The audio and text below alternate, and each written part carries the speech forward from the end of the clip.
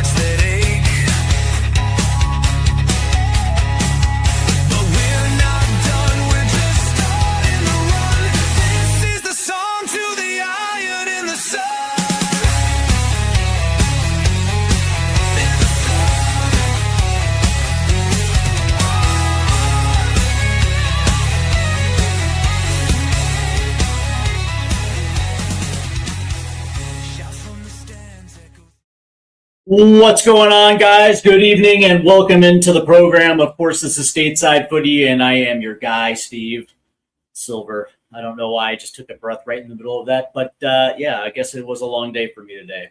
And it seems like that has been the theme, if you will, for the last couple of weeks. But that being said, enough about me. I hope you guys are doing well tonight. And before we begin, please do me the favor of making sure you hit that like and subscribe button, and also hit that notification bell as well too. And if you guys are tuning in on TikTok Live, the link is in the description. Okay, I felt like we needed to have a conversation about promotion and relegation because I've noticed a trend that I don't like whatsoever, and it is going to the extreme sides of the conversation. And we see this all the time now, whether it is in soccer, politics, whatever the case may be. Battle lines have been drawn and you have to pick a team. You're either 100% all in or you're 100% all out. And I've never understood why, especially with American soccer fans. I never understood the notion of hating on something that actually requires, at least a little bit of buy-in in order to get the game grown. But that being said, you see a lot of MLS slander. You see a lot of pro-rel or absolutely nothing. And then on the other side of the conversation, you see a lot of, I guess you can say, MLS fans. And me personally, I don't, I kind of fall right there in the middle. And it is an unpopular, place to fall. But the interesting thing about this, I never liked the idea of American fans taking a piss out of another American fan simply by enjoying soccer. And I don't know, man. It frustrates me. It frustrates me to hell that pro-rel ends up being, I guess you can say that, hill in which you are going to die on. And so tonight we're going to get into it a little bit, and we're going to talk a little bit about the hurdles of why we're not going to see an open pyramid in the United States, not for any time soon, at least, right? Because there's a lot of things that I don't think fans are aware of, and if you happen to be on X or if you happen to be on TikTok or whatever the case may be. You're going to see content creators tell you that this is the only way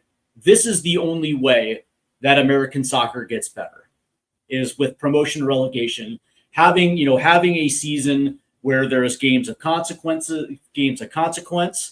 Now, here's the interesting thing. I actually happen to be a fan of pro-rel, and I also think that that it would actually work, with in the scope of a good set of boundaries, it can work.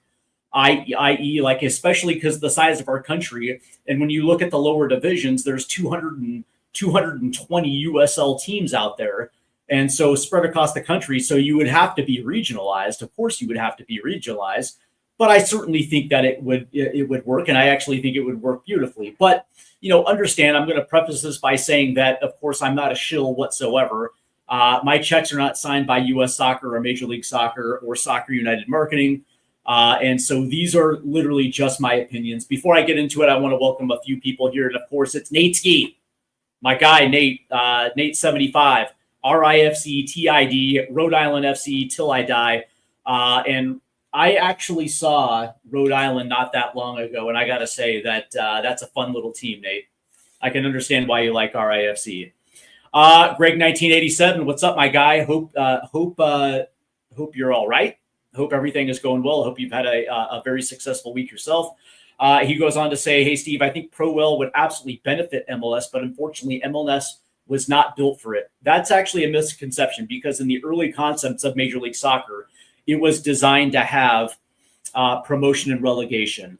And one of the reasons why they didn't do it, and the reason why they scrapped it, was because originally, I think MLS was only 8 teams deep. And the funding, while it was decent in the beginning, when you looked at the landscape when Major League Soccer first originally was implemented, it was in NFL stadiums, no training grounds, no academies, no nothing. It was literally, going to be a tiered system between Major League Soccer and then the A-League, which ended up being USL. And and I think the APSL might have been involved as well too, but it wasn't feasible at the time, so they scrapped it. And I think a lot of people also believe that the NFL had something to do with the fact that we didn't have ProRel right out of the gate. But yeah, I mean, initially it was supposed to be a ProRel league, but those initially got scrapped. We have Adrian, Spurs Diehards TTID. What's going on, Adrian? It's good to see you, my guy. Nice of you to tune in. I know it's well over midnight over there in Edmonton, out there in the UK. So I hope you're doing pretty well. And of course, tomorrow night I will actually be on Spurs Diehards TTID as we talk a lot about the Tottenham Hotspur. And of course, I have a Spurs show coming up on Saturday morning as we talk about the transfer window. So yeah, plenty of Spurs content to come. And Adrian's a good guy, so make sure you head over to Spurs Diehards TTID and give those guys a like and a subscribe. We have Puto69. I love that name. An open pyramid would do wonders for youth soccer and player development. I would actually make an argument that while I believe in certain contexts you're right, I also know that as of right now, we are in the first stages of seeing a lot of good player development, whether it's at the USL level or whether it's at Major League Soccer level. And all you have to do is just look at the amounts of youth that are being sold overseas. So it is what it is. I will agree that with an open pyramid, you're going to get more professional teams and you're going to get a lot more scouts. So you would probably assume there's going to be more scouts in areas that otherwise wouldn't. So from that standpoint, there's maybe kids that aren't currently seen that would get seen. So yeah, there is some merit to what you're saying, Puto. I wonder if he spelt it Puto, but it's actually a Spanish curse name, a curse word, which would even be brilliant. Savinho deal is virtually done. I heard Manchester City is still jacking Spurs around on that one. Bar down bully, good to see you. I love it when the owners won't let it happen and they run the league collectively. Yeah, true. All right, so let's get into it. All right, so we're going to start with from the MLS side, because I think it's important to discuss what MLS is and what MLS isn't. And there are distinct differences between Major League Soccer and USL. And for those that don't know, or that are first tuning in, or maybe you guys didn't even care to bother to understand exactly what Major League Soccer is. It is a single entity system, which means everything is centrally controlled. What do I mean by that? So if you happen to have a $500 million, or maybe you have $1 billion and you want to buy into the league, you're not necessarily buying a franchise. What you're buying is the license to operate a franchise in the city in which you want to house the team. And that's exactly what you're buying. It is essentially a piece of property that is owned by Major League Soccer, and you have the right to purchase that license to operate. Obviously, the profit is yours. I'm sure there is a league kickback. I'm not 100% sure, but imagine buying a Burger King or buying a McDonald's. This is the exact same principle where if you buy a McDonald's, essentially what you're doing is you're essentially buying a license to operate under the name McDonald's. This is the exact same thing. Which is why a lot of fans that would like to take a piss out of Major League Soccer will call it McFranchises, but they're absolutely not wrong about that. That's exactly right. When you sign a player, the player is not signed to the actual team. So, if I'm the Seattle Sounders and I want to go out and get Erling Haaland, he is not actually assigned, or he is not as actually signed by the Seattle Sounders. He's actually signed by the league. And that allocation goes to the team that scouted him, and does the groundwork to actually get him. That is the way that it handles. Every contract is essentially owned by the league. And so from that standpoint, it is incredibly hard for Major League Soccer to justify an open pyramid because franchise fees, which is a vast importantly, and the reason one of the biggest benefits to having a centrally owned league, a single entity league, is it protects you against losses. It means that the investment that you put in is virtually guaranteed to value. Like it's not a bad investment, even if it doesn't work in that city. For instance, like let's say that you bought a Major League Soccer team and you put it in Boise, Idaho. For instance, I'm just throwing this one out there. But Boise, it didn't necessarily work out. You're not getting the commercial revenue in Boise. You're not getting the season tickets, the season ticket base that you thought you were getting in Boise. It's just not a viable market. Well, you can move that to a different city. You have the ability to move it into a market that makes sense for you. And for your investment. And that is the benefit of investing in Major League Soccer. And so from that standpoint, there is a want to make sure that investment does not go astray, or that the valuation of a franchise does not dip. Because in an open system and with the ability to potentially get relegated, you're not only does your franchise valuation drops, but that being said, every contract you have to sign has to have escalator clauses in every single contract in case of relegation. So, for instance, last year was a perfect example, right? Half of Tottenham's yearly revenue, half of it comes from commercial revenue, whether that's the front of the jersey sponsor, AIA, whatever the case may be. There are clauses that are performance-based in every single contract that is tied to them either getting into Europe or Premier League participation. And if they would have gotten relegated last season instead of West Ham United, there was a good case to be made that either the value of those contracts will be taken in half, will be taken down by a half. So instead of having essentially 300 million in commercial revenue, that probably wouldn't have went down to 150.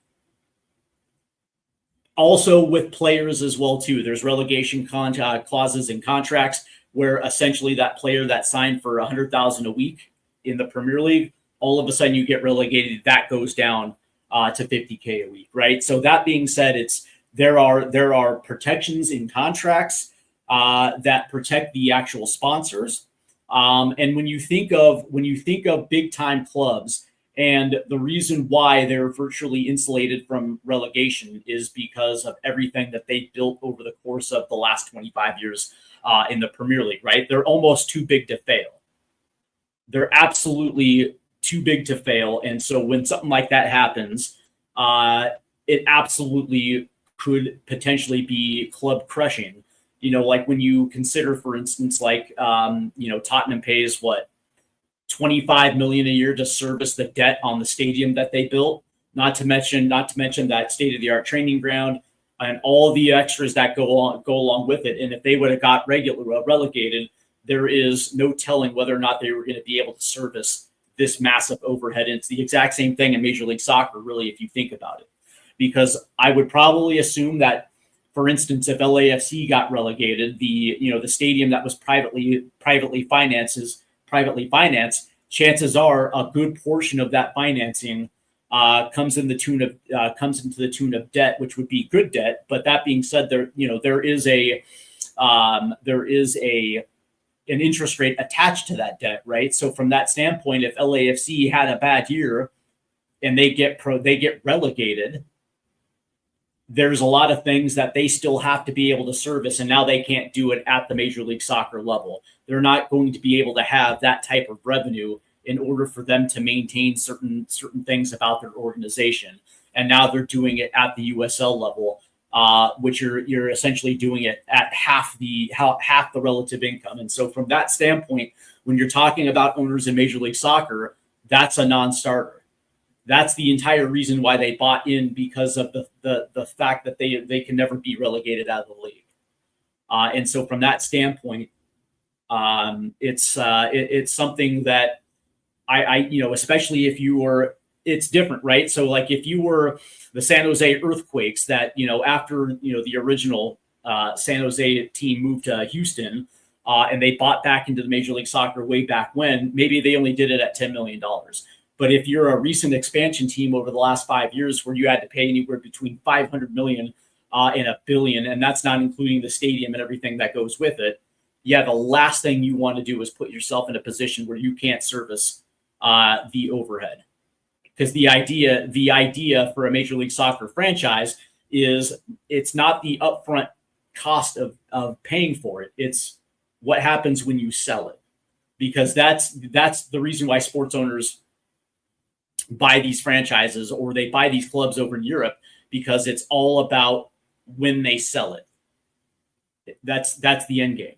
Because if you operate correctly and the valuation continues to climb, in 10 years when you sell it, for instance, let's just say that you bought in for $500,000 5 years ago.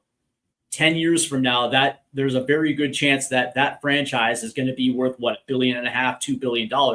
And you might sell it for 3, you might sell it for 4. And there's your ROI. And this is not about the short term, it's always about the long-term viability. And it's something that Major League Soccer, it's just a non-starter across the board.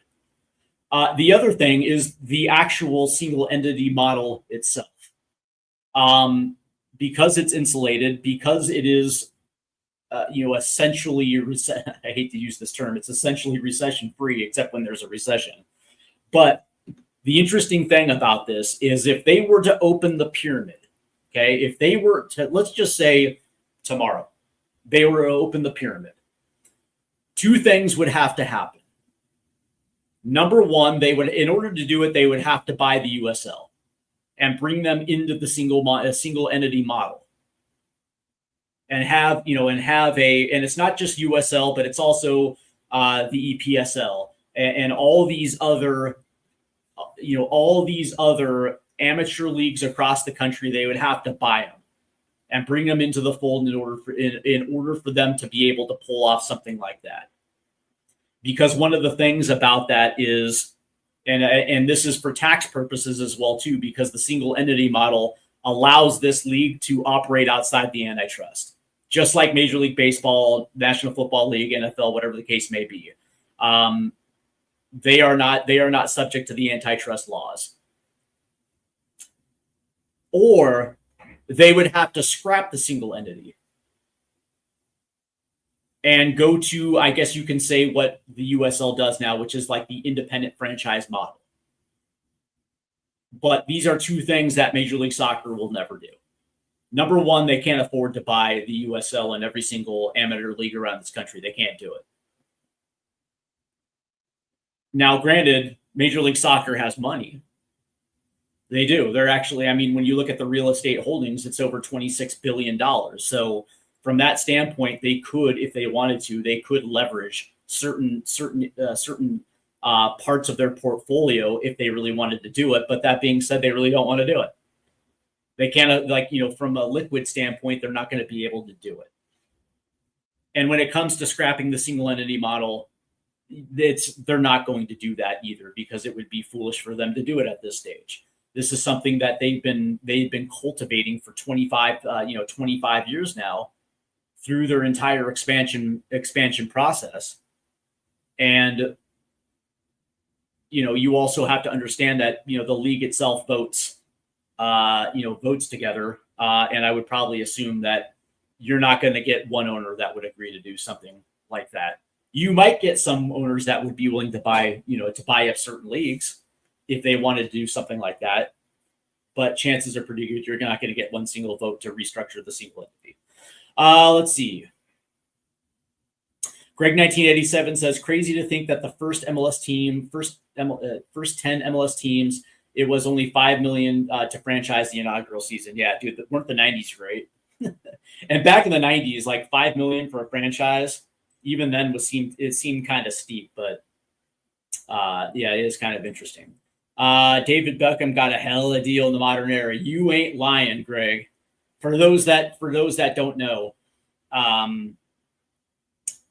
it was a part of Beckham's original contract with Major League Soccer, and on top of the $250 million that he was given to come to Major League Soccer, there was a clause in his contract that allowed him to start an MLS franchise for $25 million. And it was put in there as a pot sweetener for him to come.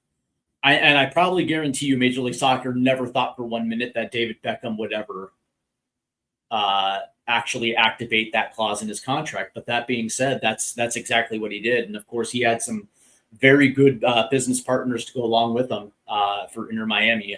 And you look at Inter Miami and where it's at today, it's you're absolutely right. That was a hell of a steal. Let's see. Bar Down Bully says it's a national league setup like your local city's rec leagues. Sporting Kansas City fan, don't hate the league, but we're headed towards conferences like college football has in place a pro rel. Yeah, like I don't know if we're going to see conferences, but we're definitely going to see divisions. That's something that will definitely happen because something's going to have to give. Because if you ask me, there's too many teams in Major League Soccer already. Like 30 teams is kind of excessive. You have 215 team conferences as it is. To me, it's just too big of a table. Me personally, I think they should do like an MLS 1 and an MLS 2. At the end of the day, it's still a closed league. Owners are still going to be guaranteed, and I don't think anybody's going to look at MLS 2 as a second rate league. I can't imagine that. Let's see. Bakersfield United demands pro rel. Well, all right, Bakersfield United. Shout out to all the homies out there in Bakersfield, California. In the 95 years of La Liga, only 9 teams have ever won the league. Pro rel is fool's gold. Yeah, there is that case to be made as well too. That's a very true statement. For the gimmick of pro rel, MLS buys USL, opens 6 MLS spots for USL teams. Pro rel only for those 6. So it'd be a 35-game round robin schedule with USL teams able to play in the. That's actually not bad. That's actually not bad. That's not bad. The other thing to consider is that as I mentioned, whoa, sorry about that, guys. As I mentioned earlier, the USL is an independent franchise model where somebody buys in for a franchise fee. That money goes to a central league. Essentially goes to the league. And what they use that money actually for, and I actually just found this out a couple days ago because somebody asked me if there was profit sharing. There is not. But what it does go to is that it goes to stadium projects. It goes for infrastructure projects when it comes to certain teams in their leagues. Right? If there is an untenable situation between a team and a city where there is no public funds and the owner itself can't afford to necessarily buy a stadium or to fund a stadium, that's where some of this money comes from.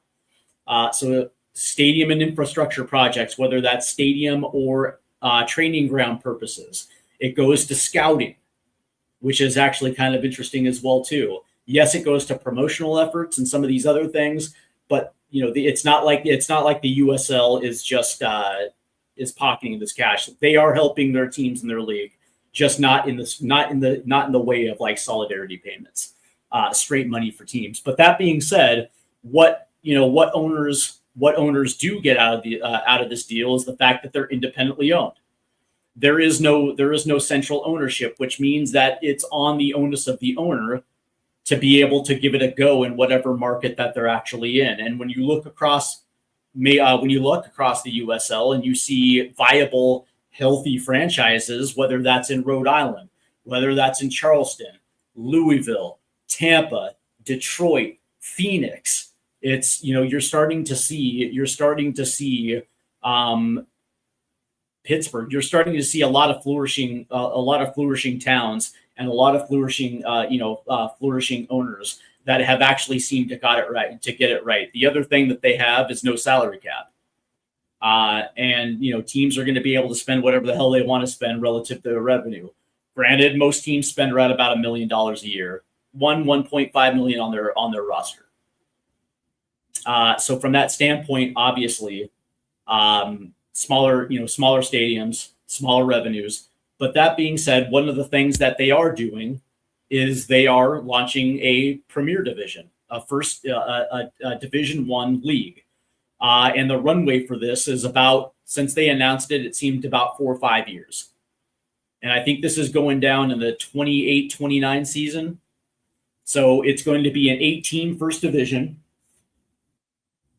And there initially will be franchise fees for it as well, too. They're going to have to build out their first division. There's going to be teams that are going to make their way up from the championship.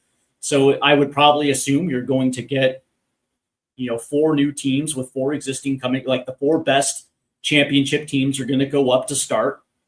And then you're going to have promotion and relegation through 3 divisions. The USL Premier, the USL Championship, and USL League One. And what we are going to see is whether or not USL can pull it off. Me personally, I think it's going to work. I think there is going to be a lot of soccer fans that are actually going to tune into this league. It's going to be interesting to see whether the Euro snobs are going to tune into this league, because they have been banging the drum on Pro Rel for so long that, well, here you go. Here it is, right? The interesting thing is whether or not there is going to be a little bit of cannibalism when it comes to soccer fans in this country, right? That are going to potentially tune in initially to see what it's all about and then ultimately make their way over. See, this is where the interesting conversation comes into it, because there are plenty of fans like me that just enjoy the game. Like, I don't give a shit what league it is. I really don't. Like, I am a full-blown Tottenham Hotspur fan, and I watch every single week. And I do live streams for Spurs. And I have been that way for 25 years now. But I'm also a U.S. soccer supporter. So I do watch Major League Soccer as well, too. And I can tell you that obviously, the European leagues are night and day better, but they've also had a 120-year head start. They've been promotion and relegationing since the 1910s. You know what I mean? Like they have been doing it for so long that they've had decade after decade, generation after generation to fine tune everything. And by the way, in England, they broke away in 92. And I can tell you in 92, the only league that we had at that point was the APSL and the A-League. And they were damn near amateur. Like there was no differential between those leagues and potentially college soccer. It was considered like semi-pro amateur at the time. But that being said, when you also look at the Premier League, it wasn't until the 2010s did we start seeing them become the giant behemoths that they ended up becoming. So from that standpoint, the way that I look at this, it's like, yeah, no shit. Yeah, like no shit. Like you don't have that's like telling me that milkshakes are tasty. It's like, yeah, I know. But it doesn't matter. Because the thing about it is, and maybe you guys are like me as well too, that I happen to be loyal. Like I'm loyal to the guys that show up in the chat. The Nateskis of the world, the Greg 1987s, Soccer Satan, Ace. Haven't seen Ace in a while. It's Ace in a while. But that being said, man, yeah, like they're loyal to me and I'm loyal to them. But also when it comes to me being an American, I'm also loyal. And I happen to like soccer, so Major League Soccer is my top flight. And there are plenty of things I don't like about it. But that being said, one of the things I do want to see is it flourish. I want to see it get to the point where the competition level gets to, like the competition rises. I think that's what everybody at the end of the day wants, right? Because it's better for player development. It's better for transfer strategies as well too, because obviously now we're going to be, buying in Europe instead of like nibbling on the fringes of Europe. Like we're not going to be buying in Serbia anymore. That's the idea. That is the idea. But if you ask a Euro snob, it's not good enough. It has to be an open period. It just has to be. Well, why? Why? Why does it have to be? What? So you can be right and it heightens your ego? Like I don't understand it. Like I don't understand why this is the hill that you die on. Because the reality is, in other major professional sports in this country, at one point, they were struggling. The NFL was struggling in the 1950s and 1960s. As a matter of fact, college football was far more popular in this country. Okay? And then the AFL came along, and it got popular, and the NFL had to pivot, and it merged. And then the NFL, a couple decades later, became an amazingly successful league. Buoyed by the Super Bowl, it became an absolute giant. And of course, over the last 25 years, when you look at what the NFL blossomed into, they're the worldwide leader when it comes to commercial revenue. But that being said, closed league. There is no promotion and relegation into the NFL. Closed league. The NBA struggled in the 1950s, 60s, and 70s. If you were to watch an NBA Finals, even into the early 1980s, they were on tape delay. Like players would play the game, go home, and literally watch the game that they just played in. But that being said, 3 players turned everything around. It was Magic Johnson, Larry Bird, and a young Michael Jordan that was able to turn that league around. And of course, the NBA blossomed in the 90s, and it became an absolute juggernaut. By the way, no promotion relegation there. And anybody says that they need promotion relegation, it's like, come on, man. Like, like, I hate to be the bearer of bad news, but commercial revenue is everything. And they're doing just fine. And now they're about to expand into Europe. They don't need promotion and relegation. Major League Baseball has always been fantastic. I mean, like throughout the decades, I mean, the reason why they call it the national pastime. Some might say that it's, that's been passed up. Okay, fair. But that being said, they still have billion-dollar television contracts and they still make tremendous amount of money. The only, the difference between Major League Baseball and every other sport in this country is they have a minor league system. And it actually kind of works a little bit like promotion and relegation. Instead of teams moving up, it's players moving up within the structure of an organization. It's not the same, I understand, but it kind of acts as a de facto promotion and relegation. But for whatever reason, soccer just seems to be that sport where it's like you have to have it. And it's like we don't know whether or not that a closed league system can flourish. What we do know is that over the last 30 years, not only has the sport stabilized, but that being said, it's also grown in stature in this country. We don't know whether or not this is actually going to be good or bad for the sport in this country. But what I will say is that if Major League Soccer goes through with what they were proposing, which is a radical roster switch where the cap goes up to 30 million. There's a salary floor. There's no more TAM. There's no more GAM. There's no more discovery rights. And all of a sudden, teams are spending well over $115 million a year just on their wage bill. All of a sudden, the level of competition goes up. And at that point, you would probably assume fan interaction goes up, attendances go up, television ratings go up. Now, it's going to take a few years for that to actually happen because there's going to be an adjustment period, but we don't know. That's the thing that I tell people every day. It's like, as long as there's a closed system, it will never flourish. How do you know? Because the only thing we've seen for the last 20 years is a low salary cap, and there was a reason for it because they were expanding. They were keeping their costs low so they can stabilize the league when it comes to stadiums, training grounds, academies, whatever the case may be. They were building out the league so the next 100 years can flourish.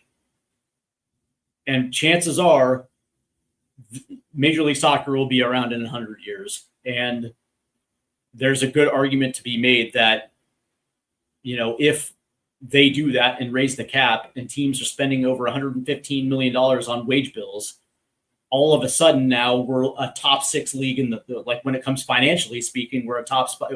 Major League Soccer is a top 6 league in the world.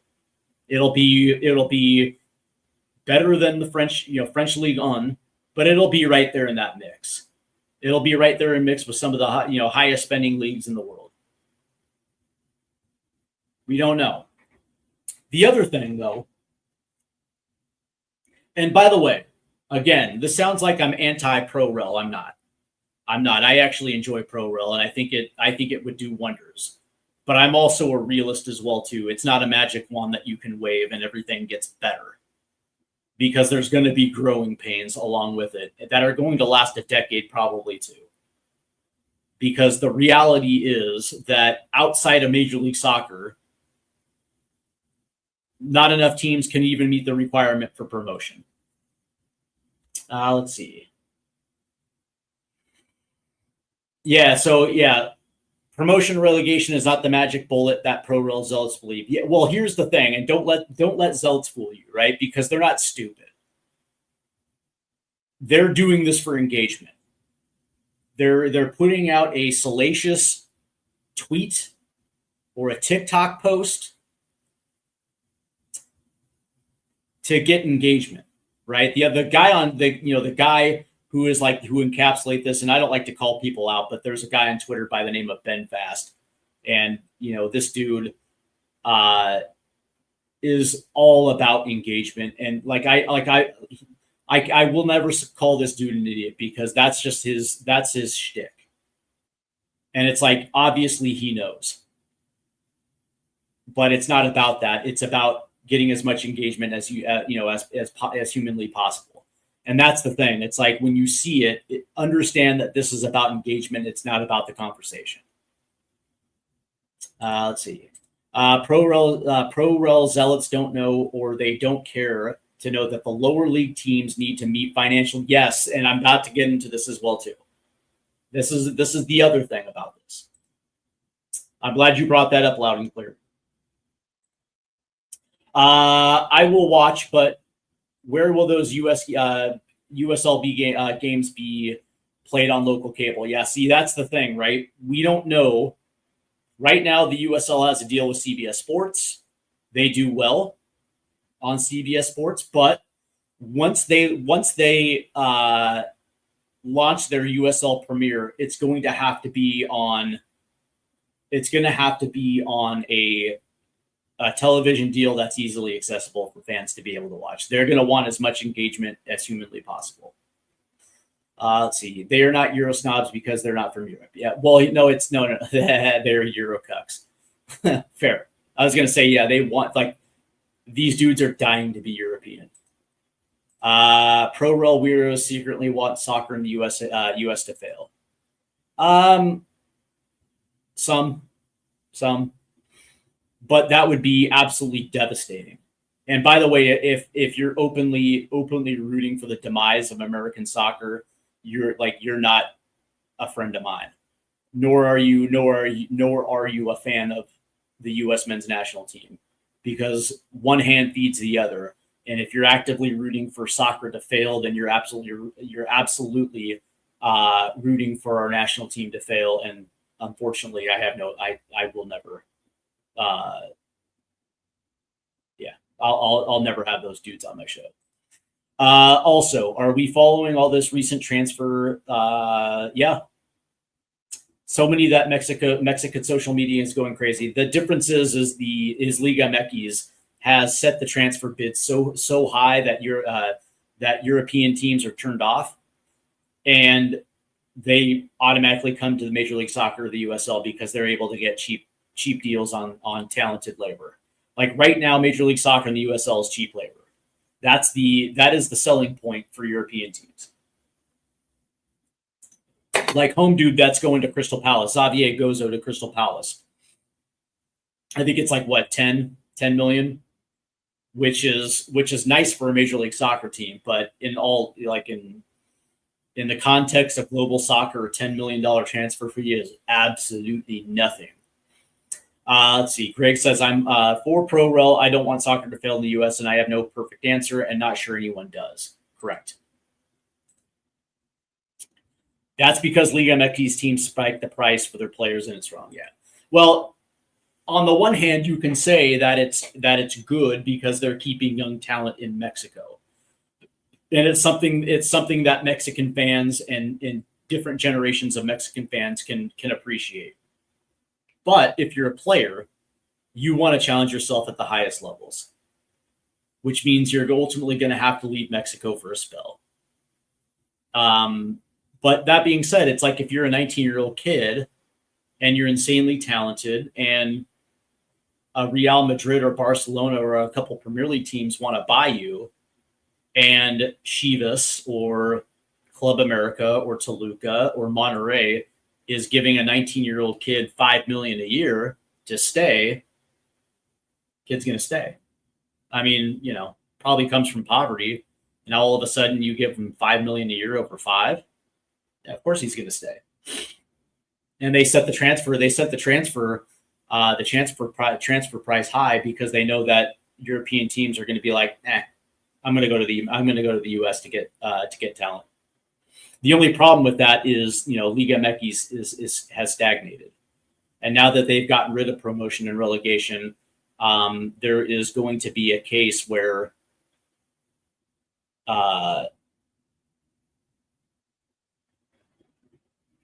recruitment's going to be different because, right now Liga MX 60%, 70, 60, 65% foreign players. So there's not a lot of first team opportunities. That's why promotion relegation in Mexico made a lot of sense for years because of the loan system.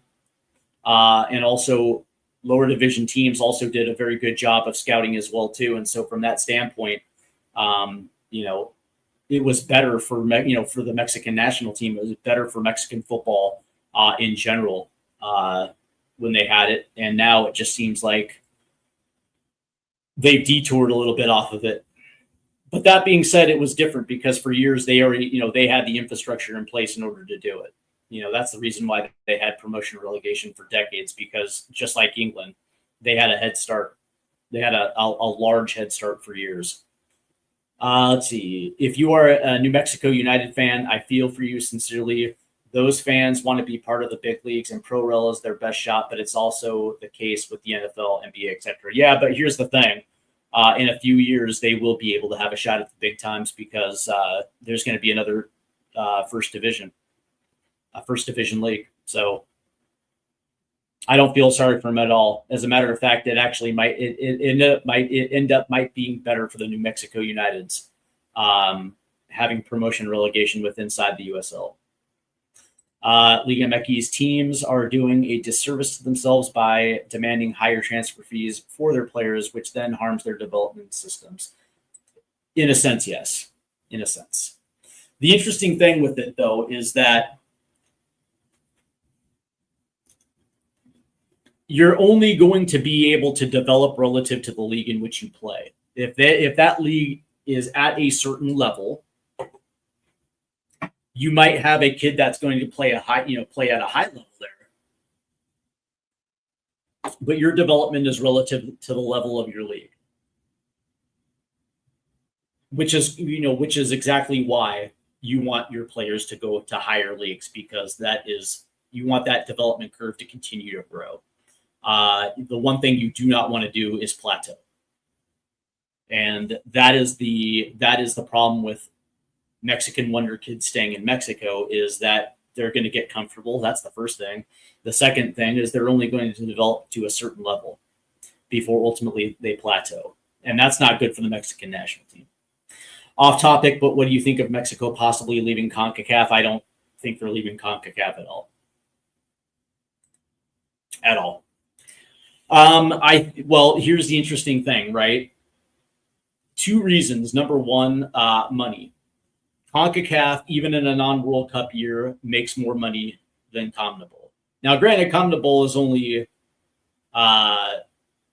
only 11 team. It only has 11 members in it, and it's not bad really when you can they're right at the in a non-World Cup year they kind of make anywhere between 600 and 650 million in gross revenue. CONCACAF in a non-World Cup year is about 850.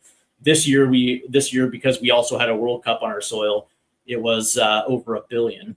But that being said, it's staying in CONCACAF.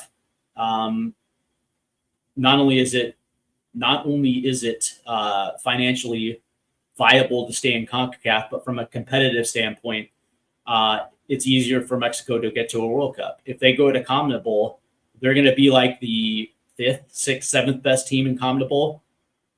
And it's a gauntlet for World Cup qualifying, right? You have the big teams in CONMEBOL, Brazil, Argentina, Colombia, Uruguay, and then you have Paraguay, Ecuador, and it's now you have Mexico into that one. First and foremost, they're not going to qualify in the top 4, and there's a good argument to be made that traveling to South America for qualifying,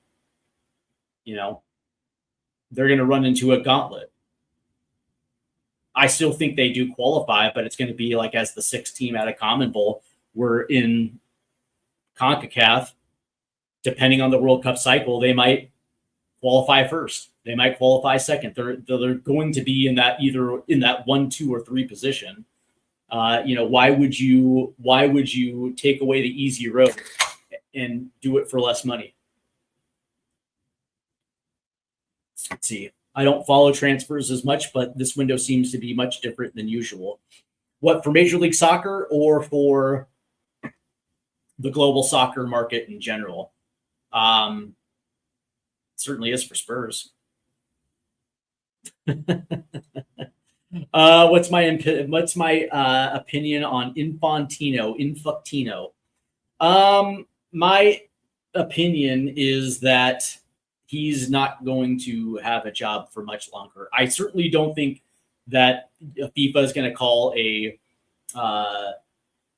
a special member of conference to vote him out for no confidence. I think what's going to end up happening is that next year, during the next congressional meeting where they're going to have a presidential election, there's going to be 2 or 3 guys that are going to go running against him, and that's where he will ultimately be out as FIFA president. I think he ran afoul.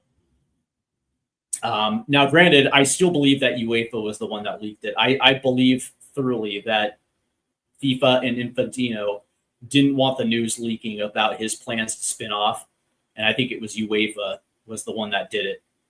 But nonetheless, his plan to, I guess you can say, expand on his power base by naming himself the commissioner of this spinoff, where he would end up making triple what his current $6 million salary is right now, where you're essentially being a little bit more powerful than the FIFA president. Ultimately, he allowed certain people to inflate his ego, and it got out of hand. So, as long as we don't get the return of Sepp Blatter, no. But see, that's the thing. You're dealing with human beings, Adrian, and you understand when it comes to being in positions of power, man. That thing gets to people's head, and all of a sudden, even honest men have a number. And when you get to that level, and you think that you're pretty much untouchable, you're going to end up doing things that you probably otherwise wouldn't. And we saw this with Havelange, we saw this with Blatter, and we saw this with Infantino. And you remember, Infantino was a part of UEFA for years, and he had a pretty good reputation coming into his presidency, and we saw exactly what happened. So, there's a certain threshold that when you cross, all of a sudden you're doing things that you otherwise wouldn't, and that certainly is the case for Infantino. I don't think that he's going to resign. I don't think that's going to happen. I don't think there's going to be a special assembly where he gets voted out. And me personally, I do think what's going to end up happening is UEFA, along with CONCACAF and CONMEBOL, are going to nominate candidates, and there's going to be enough votes that Infantino loses his presidency next year. All right. So lastly, what I wanted to say on this is that, and I think it was loud and clear. And this is something that it's the obvious. It's the obvious, right? And this is something that, pro rel zealots will tell you that, with a wave of a magic wand or a snap of the fingers, like overnight, it's going to be taken care of. It's like this stuff takes for years. And that is, outside of Major League Soccer, who does have the infrastructure in place, has beautiful stadiums and training grounds, world-class training grounds, and some of these other things. Once you get below that level, that is not the case. In the USL, there's only a handful of teams that have soccer-specific stadiums. Yes, there are some teams that are planning to build. They're going to be a couple years away. But for the most part, most teams ground share with minor league baseball teams. Tampa Bay plays in Art Lang Stadium. New Mexico United plays in a minor league ballpark. Most of these teams ground share. I think El Paso plays at a minor league ballpark as well too. And it's like, great teams, but the reality is that that's the reality, or they're playing in makeshift stadiums that are, portable stadiums, right? I think the Phoenix Rising did that as well too. And so instead of spending hundreds of $1 million on a 25,000 seat stadium, they have these portable stadiums that seat 5 to 10,000, and you can get them built for $5 million. But the reality is that is the biggest challenge with the lower leagues, is that they ground share. It's either a minor league baseball stadium or it's like a a community stadium that was popped up in that town, right? So like Spokane is a good example of that, right? There's plenty of examples of this where the city will build a stadium, but not only does it host the soccer team in the USL, but it also hosts local high schools, lower division college football teams, and it'll probably seat anywhere between like 8 to 10,000, whatever the case may be. But it's multi-use.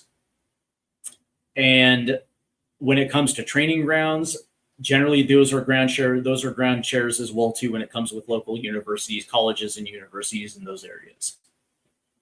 And it's a way for USL teams to save money.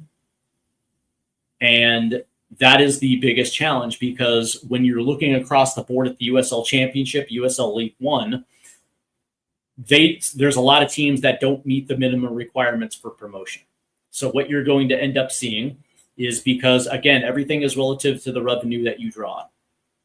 So for instance, if you're only spending $1 million a year on your squad, chances are pretty good that you're probably in that $5 million a year revenue. And so you're looking at not just your squad cost, but your overhead per year. So you're probably only making very little profits as well too. And so it's really hard to justify getting promoted if you're a USL Championship team and you're playing in a 10,000 seat stadium, and all of a sudden you get promoted, and every team above you in a higher salary cap league is outspending you 5-1. How are you going to be able to compete? That's number one, with all these other teams. How are you going to be able to stabilize in that upper division? The answer is you're not. And so what you're going to effectively see are a lot of yo-yo teams going up and down, and it's going to be on purpose as well too, because they're not going to be able to compete. Or you're just going to see teams flat out refuse because they're perfectly fine at the level that they're at. They have a nice fan base in whatever town, and they sell out their 8,000 seat stadium. They have a season ticket base, and maybe like a non-league team in Europe, maybe they rent out their pitch or whatever the case may be, to local youth clubs or something. And they're doing just fine at that level. There's no need for promotion. There's plenty of USL clubs that are in that space as well too. And so that's the reality, where it sounds nice on paper and it sounds good on paper, but the last thing I want to see is a team that is going to get promoted and struggle.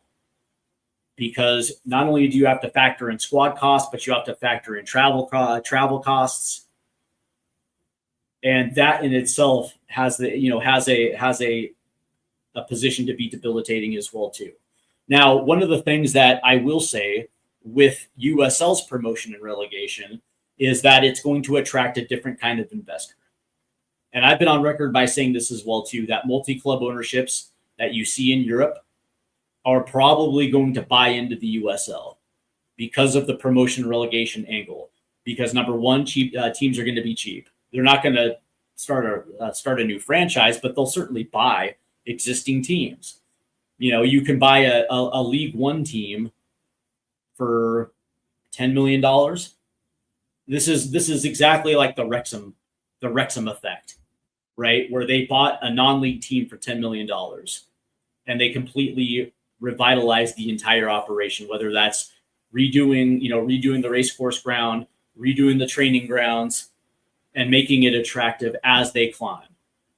But in this case, it would be investing into a lower USL league team, making sure the infrastructure is there, but also sinking a ton of resources into player development, because that is going to be their pipeline to their first team. I can see that happening 100%. And because of promotion relegation, you're going to be putting these young kids in an environment where they're going to develop maybe just a little bit better. That I can absolutely see. one of the things that I will say is that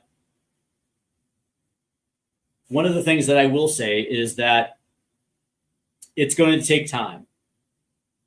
That's the one thing that I will say, is because even with promotion and relegation at the USL level, it is going to take time for, number one, for that system to grow. So we're probably going to see, it's probably going to take about a good 10 years for fans to actually get the true effect of what promotion and relegation is going to do for certain teams.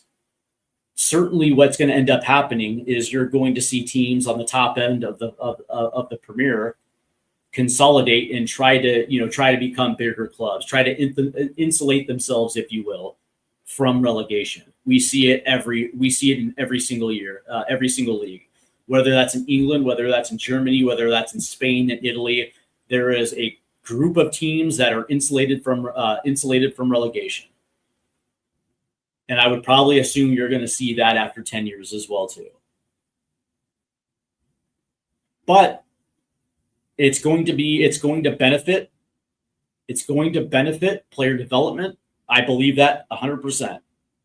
And me personally, I think in due time, and this is probably going to be 20 years down the road, 30 years down the road, because what's going to end up happening is the rest of the pyramid is going to unite behind the USL.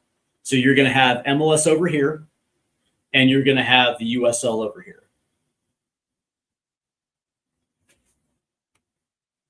But both are going to be able to coexist. The only way that Major League Soccer will ever do that is if, for whatever reason, USL starts ciphering off some of the revenue, i.e., they get a bigger television contract. Fans stop showing up to MLS grounds, and they start going to USL grounds. And teams are starting to hemorrhage money at that stage. Once the Major League Soccer's bottom line gets affected, then I could see a merger. But that we're talking like 20 years ahead, 20, 30 years into the future. But in the meantime, what I urge U.S. soccer fans is to just let soccer fans be soccer fans. There's no hill you need to die on. If you're one of these pro-well dudes that are going to try to take a piss out of somebody who just likes Major League Soccer, then watch European soccer. Just do that.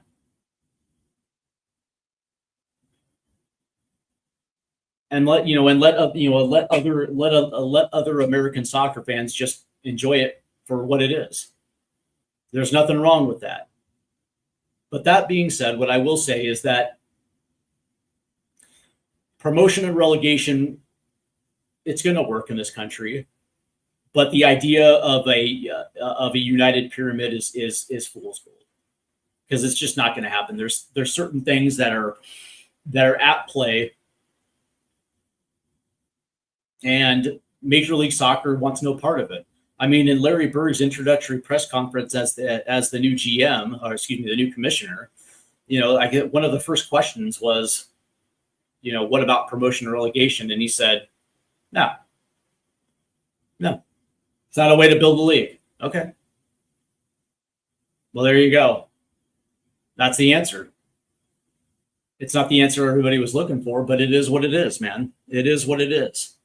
And so from that standpoint, I'll say it, that I'm curiously optimistic to see what MLS 3.0 looks like. Is it going to be simplified roster rules? And are you finally going to take the training wheels off and allow teams with big money owners to spend big money? Because if that's the case, you're going to see a higher level of talent in Major League Soccer. I still believe you're going to see a lot of teams not spend and use those resources in player development, but I also think that's going to be good for the league as well too. You're going to see a lot of home growth stay a little bit longer in a highly competitive league, as DPs. Let's see. U-Haul TV. How you doing, U-Haul? Yep, Dallas did bring in Chicharito. Good for Chicharito, man. That's pretty cool. Atletico Dallas. USL appearance town's too small for MLS. Yeah, I know. There's this stupid. You have to be, in order to be in Major League Soccer, you have to be in a city with a million people in it. Yeah, but that being said, I don't care. USL introduction to FIFA newbies like me. Okay. No relegation, guaranteed play time regardless of effort. I don't think it's guaranteed play. I don't think it's guaranteed play time. I mean, players still have to compete for roster spots. That's never going to change. Let's see. Premier League teams are 100 to 2 miles, 100 miles apart. In the U.S., it's thousands of miles. MLS team travel budget is millions of dollars more per team than other countries. Yeah, you're right. And that's the thing with promotion and relegation, right? In the USL, it's going to have to be regional. You're going to have to keep teams in their region. Now, that will save on travel costs throughout the course of the regular season. It's going to be interesting to see exactly what the playoffs look like under that system. But you're absolutely right. And that's the downside currently in the lower divisions, right? And I was saying that earlier, where it's like, okay, cool. So if you have, a championship team coming up to Major League Soccer, and not only are they, being outspent 5-1 when it comes to players, but there's also the travel expense, which is equally as crippling. And you're going to see a lot of teams either refuse promotion, or you're going to see teams yo-yo back and forth. And they're going to do it on purpose too, because they know for a fact that they're not able to compete. It almost feels like it would be a waste of a promotion. Why is Philadelphia losing to Santos that hasn't won a single game? Good question, man. Probably because Philadelphia is playing a lot of youth. That would be my guess. People always mention Brazil size. All teams are clustered together on the East Coast. Yeah, yeah. In the Sao Paulo and Rio areas. Yeah. But I will say that once Major League Soccer switches to the European calendar, they got to get rid of Leagues Cup. Leagues Cup is, yeah, I can't watch it. All right, guys. That's going to do it for me. This has been a fun conversation, and I hope you guys enjoyed it. Please do me a favor and make sure you hit that like and subscribe button, and also hit that notification bell, as I am just a few subs away from 600. So let's go ahead and do that. You guys take care of me. I take care of you. That's how it works on this channel. Hey. And if you guys are tuning in on TikTok Live, the link is in the description for you guys to head on over to YouTube and hit that like and subscribe button. All right, guys, this has been fun. Unfortunately, I'm on my ass. It's been a long-ass day, and I feel like I'm about to fall asleep in the chair. So I'm going to get on and out of here. But tomorrow night, I will be back with Adam Turner as we talk about the U.S. men's national team and Mauricio Pochettino and the mandate for this upcoming cycle. It's going to be fun. Adam's a really smart dude, man. I'm looking forward to this one. It's been a while since Adam's been on the channel, so hopefully you guys enjoy it. That's going to be tomorrow night at 8:30 p.m. on the east side of the United States. So hopefully we'll see you guys tomorrow. Enjoy the rest of your Thursday night. For those that don't work tomorrow, hey, enjoy your 3-day weekend. But if you do have to work tomorrow, hopefully it's painless as possible. You guys get through it as quick as possible, that you guys can get into your weekend so you guys can enjoy some soccer. All right, guys, take care. Good night.